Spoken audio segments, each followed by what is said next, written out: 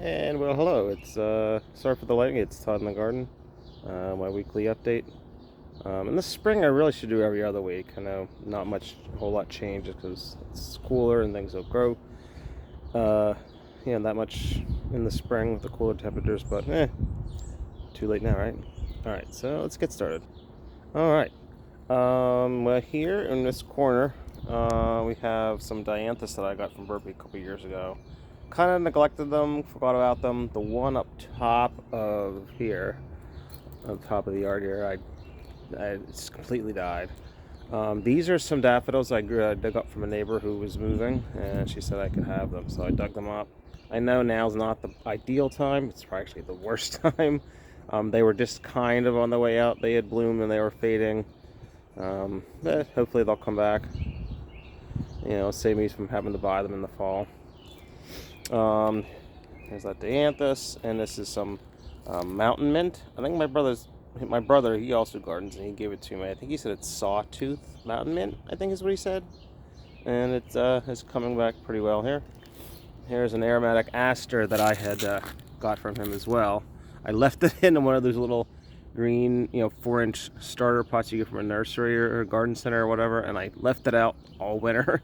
Completely, just totally forgot about it. Never watered it, never got it out. So the other day, I noticed it was still there, so I figured I'll put it in the ground, see what happens, because they really are kind of pretty flowers, so we'll see what happens with that. I just finished mulching the beds out front here. The garlic. The front row, as you see here, I know the lighting's kind of bad, sorry. Just when I have time to do the video right now. The garlic row in the front is noticeably better, thicker, taller than the row in the back, but I think it'll still get pretty decent. I think it'll, as you see on the left there, smaller than the right, and that is pretty much consistent all the way down. But we'll see what happens with them. Just put a fresh layer of mulch on there. I'd given them some blood meal a few days ago. One more close-up shot of those.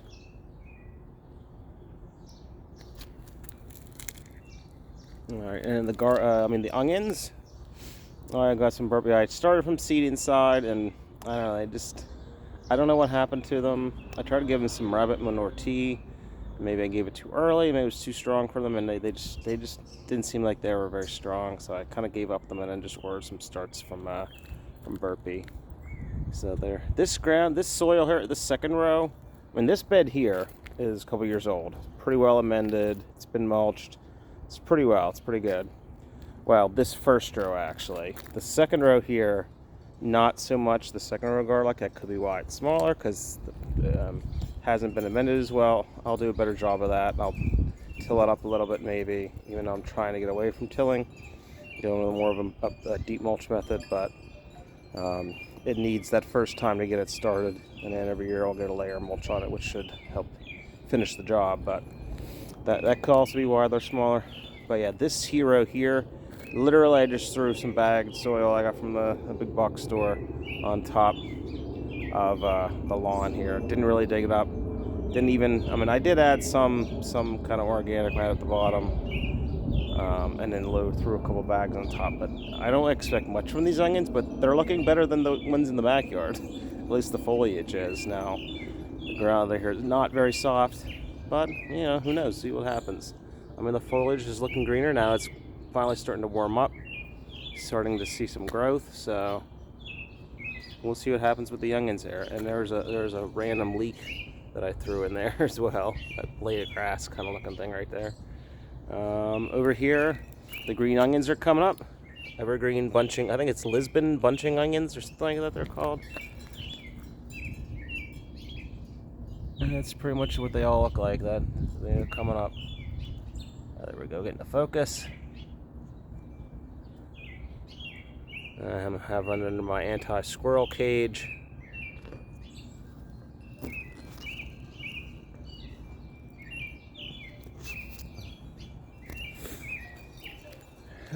Let's go this way. Want my lavender. Make lavender lemonade every year for my daughter. She loves it, so I do that. every year. The knockout roses are getting some buds I'm starting to see. Up there somewhere, yeah, they're getting there. Alright, here's some pansies that I have a hanging pot. I think this looks nice. Some of these glowing stones that my wife got me to pretty things up a little bit. Here's another angle from the other side of the onions. They're spaced about 7 to 8 inches apart, probably, ish. For the most part, there's some a little closer. I have some also going up the side here. This soil going up the yard isn't the greatest either, but I figure I'm gonna start mulching it every year. And dianthus, no buds on that yet. Here's some leeks in pots. Now the leeks in pots aren't looking so hot, but I don't know. We'll see. So the peonies I got from a neighbor. This one I actually got snapped somehow. See if I can get it in close here. Here's the more of the aster that I actually did get in the ground coming up. The black and blue salvia.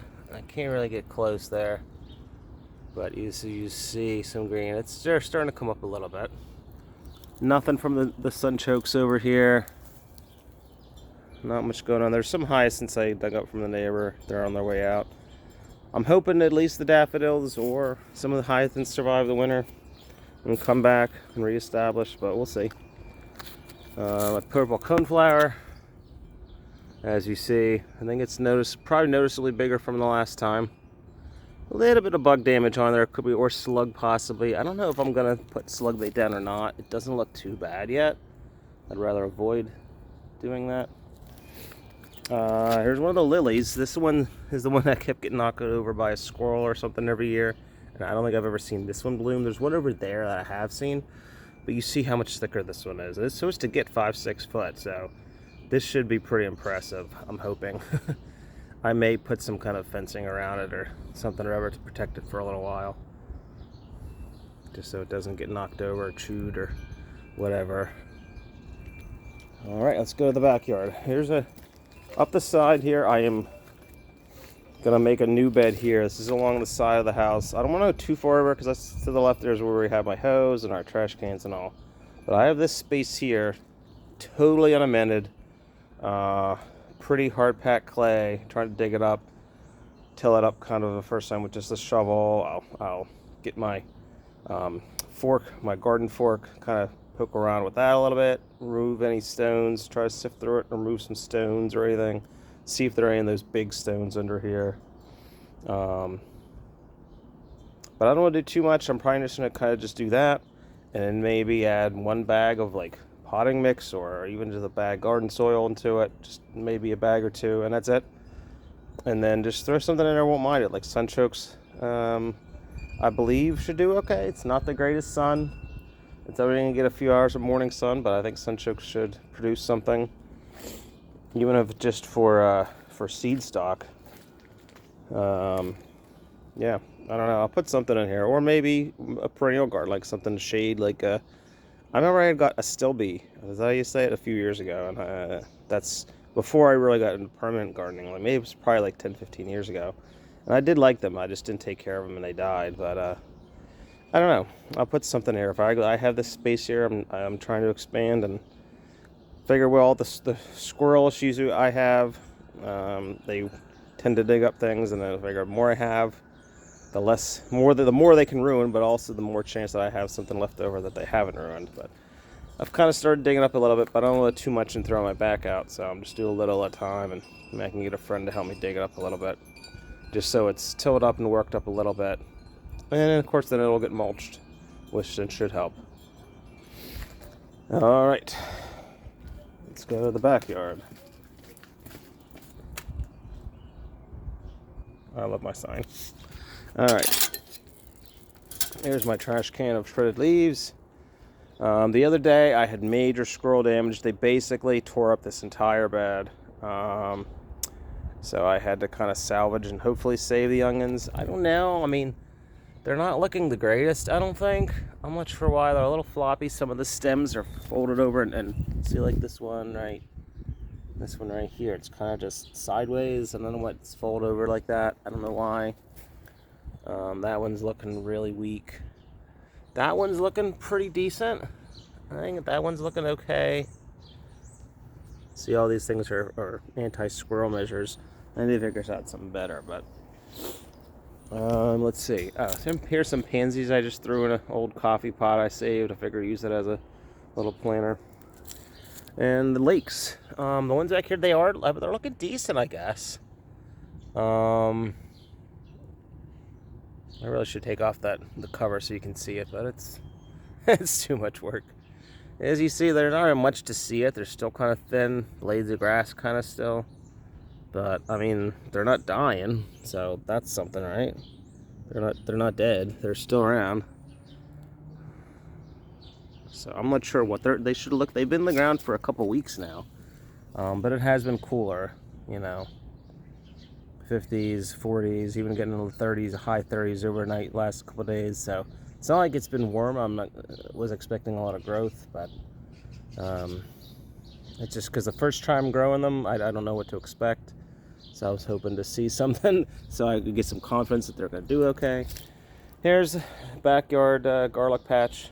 I don't really want to put garlic here anymore. I think I have it, since I added the second row, that's all the garlic. I think this next year in the fall, well, actually these are done. I think I've said before, I think beans are going to go in here, or tomatoes maybe. I'll just buy some tomatoes. I didn't get around to starting them. It's kind of like to start them now. So I think I might just wait and get some from a nursery or something. Buy a couple of tomatoes and put them in here. In the corner here, it's green onions. They were turnips. That's what you see there. I tried to thin them out, but I guess I missed some when I was roughing it up to put the green onions in. And more green onions are going to be in there. They haven't come up yet. I have it covered for, like I said, the squirrels and stray cats that we have around here for now. All right, nothing from potatoes in the pot. Nothing from the sunchoke in there. And I'm excited about these. Squirrels have been in here digging up, but the walking onions are looking pretty good. Especially this one. Look at that one. That one's looking nice. Tall, pretty thick at the bottom there. I'm looking good, confident of those. Look at this one too. That one's looking nice. And I got some more, and I think I have one coming up right there. Let's see if I can get that to focus. Yeah, right down there, see?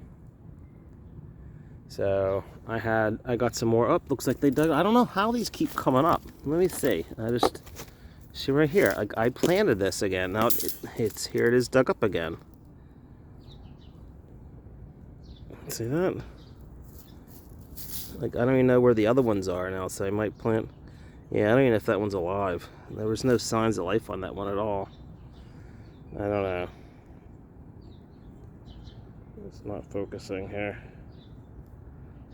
Can't get it to focus, I'm sorry. Yeah, but it's not looking so hot. That one just might not make it. No roots. I'll throw it back in there. But yeah.